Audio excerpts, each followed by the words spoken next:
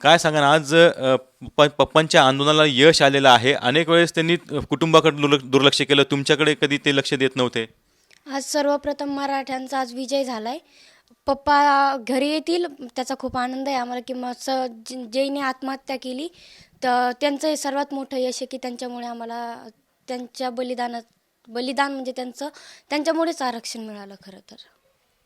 त्यांचं जो सगळं संघर्ष आहे ते उपोषणाला बसले होते. त्यांना पोटात अन्नाचा कणही नव्हता, त्रास होत होता. त्यावेळेस तुमच्या डोळ्यातून अश्रू आले होते.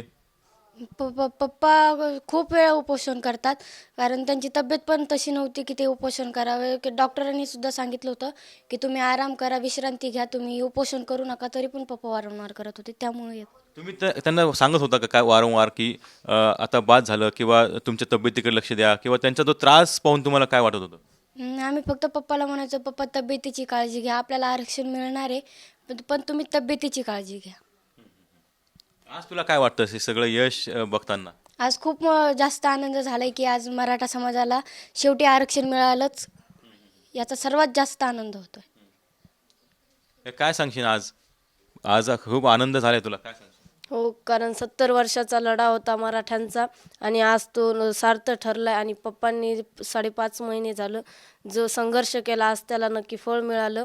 आणि इतका आनंद झाला आहे की मराठा समाजाला पण खूप आनंद झाला आहे. आणि इतर समाजाला ज्यांना वाटायचं की मराठ्यांना आरक्षण मिळावं त्यांच्यासाठी पण आणि मराठा समाजासाठी पण आज दिवाळीचे आणि खूप म्हणजे खूप आनंद झाला.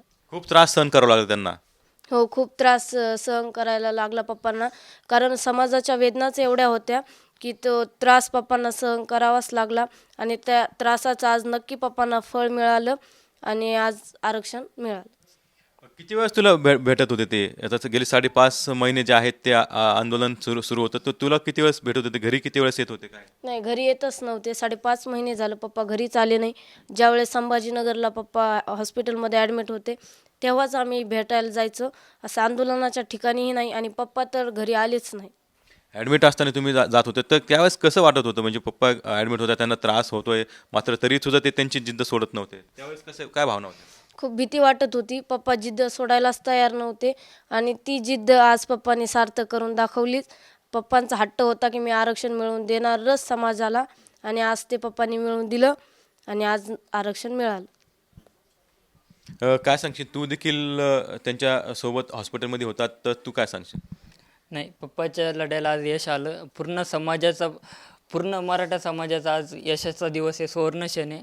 कारण पूर्ण समाज गेल्या 70 वर्षापासून या लढ्यासाठी लढत होता आणि आज तो सार्थक ठरला आहे. आणि गेले म्हणजे 300च्या जवळपास बांधवांनी जे आत्महत्या केल्या, बलिदान दिले, त्यांच्या या लढ्याला आज यश आलं आहे. ह्याच्यातच आमचं खूप मोठं समाधान आहे. आणि ज्याचा शेवट गोड ते सर्वच गोड ह्या भूमिकेत आम्ही आहोत. आता काय सांगशील पप्पाला? घरी यायला बोलवशील? हो, पप्पाला आता नक्कीच घरी बोलवून आणि पप्पाचं उत्साहात आणि थाटामाटात स्वागत करूत. आणि पूर्ण समाजाचा जो पाठिंबा मिळाला, ज्याच्यामुळे यश प्राप्त झालं, त्या समाजासाठी पुन्हाच अभिनंदन आणि धन्यवाद करतो की असंच पाठिंबा राहू द्या.